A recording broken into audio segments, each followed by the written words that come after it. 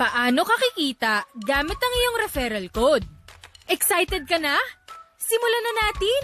Ang referral code mo ay ang online franchise ID number mo mismo at pwede mo itong isend sa iyong friends, family at mga kakilala na nag-download at nag-register sa kanilang TokTok app.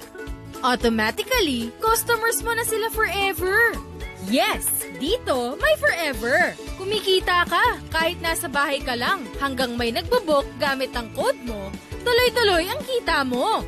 Once makapag-download sila ng app, ay kailangan nilang mag-login gamit ang kanilang mobile number. May matatanggap silang verification code. At after na-verify ang account, ay kailangan nilang sagutan ang sign-up form. Sa itaas na part, makikita ang referral code. Dito nila ilalagay ang iyong online franchise ID number at pwede na sila mag-proceed sa pagsagot ng ibang detalye, gaya ng pangalan, email address at password.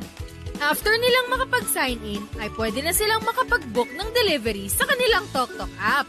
Kada magbo-book ang kaibigan mo na sinendan mo ng online franchise ID number gamit ang TokTok, lifetime kang may 3% income sa bawat booking niya.